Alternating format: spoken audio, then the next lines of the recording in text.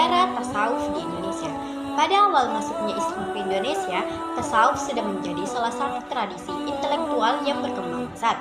Hampir semua ulama termuka pada itu adalah para sufi. Tasawuf atau sufisme masuk melalui berbagai jalur, yaitu jalur perdagangan, pernikahan, dan dakwah. Namun pada awalnya berasal dari perdagangan para pedagang bangsa Arab, Persia, dan India yang berdagang ke wilayah Nusantara. Mereka membawa ajaran-ajaran tasawuf dan menyebarkannya melalui aktivitas dagang di pelabuhan-pelabuhan utama. Mereka juga membawa kitab-kitab dan tulisan-tulisan tentang tasawuf yang kemudian dikaji dan dipelajari oleh masyarakat setempat. Pada awalnya, tasawuf di Indonesia dipraktikkan secara individu dan tidak dianut oleh semua tarekat. Namun dengan berkembangnya jumlah orang yang tertarik dengan ajaran tasawuf, maka ajaran tasawuf bertransformasi dari sekedar metode berkembang menjadi sebuah organisasi dan dikenal dengan sebutan tarekat. Penduduk setempat yang tertarik dengan ajaran Islam kemudian berguru kepada para sufi dan membentuk sebuah komunitas-komunitas Islam yang berkembang menjadi sebuah pesantren dan majelis-majelis zikir. Ini terjadi pada abad ke-13 hingga ke-16 ketika tarekat-tarekat mulai tumbuh.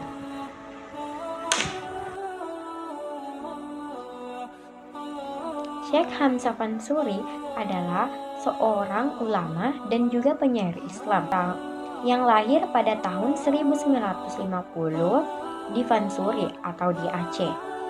Syekh Hamzah Fansuri bertarekat Qadariyah dan sangat berperan penting dalam pemikiran tasawuf di Indonesia.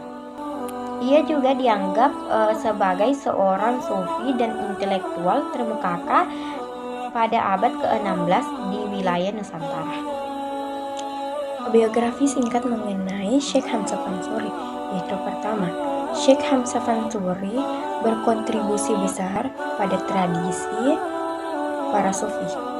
Kedua, Syekh Hamzah Fansuri menulis sebuah karya dan juga syair-syair dalam Islam yang bertemakan tentang keagamaan, filsafat, dan cinta kepada Tuhan. Satu karyanya yang paling terkenal adalah Taufat Al-Muhibbin yang membahas mengenai cinta ilahi.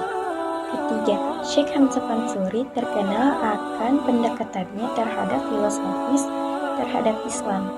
Karya-karya Syekh Hamzah Fansuri berpengaruh besar terhadap pengembangan intelektual dan spiritual di Nusantara. Kedua, Syekh Yusuf Makassari yang lahir pada Syekh Yusuf Makassari adalah seorang sufi yang tidak ada taranya, berasal dari Sulawesi dan dilahirkan pada 8 Syawal 1036 Hijriah atau bersamaan dengan Juli 1629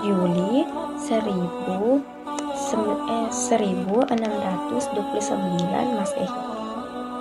Dia dalam tempo relatif singkat telah menghafal Al-Quran juz 30 hingga tamat. Setelah lancar tentang Al-Quran, dan mungkin beliau termasuk seorang penghafal, maka dianut pula pengetahuan-pengetahuan lain yang ada hubungannya dengan itu.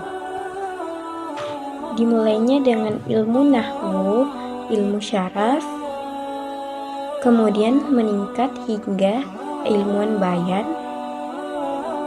mani, badi, balaghah, dan mantik. Selanjutnya, Abdul Rauf Singkel. Ia adalah seorang Melayu dari Fansuri, wilayah barat laut Aceh. Tidak ada data pasti mengenai hal kapan lahirnya Abdul Rauf Singkel. Tetapi Abdul Rauf Singkel telah menghasilkan beberapa karangan tentang fikih, hadis, tasawuf, tafsir Al-Quran.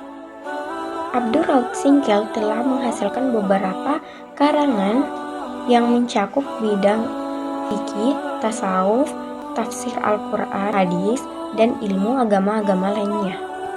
Beberapa karangan yang disangkut pautkan dengan Abdul Raud yaitu Tanbi Al-Mashi, Al-Manshu ila Tarik Al-Kushashi.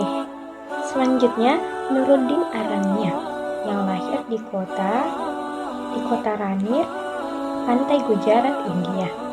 Pun kelahirannya tidak diketahui, tetapi banyak para ahli mengatakan dia lahir pada abad ke-16.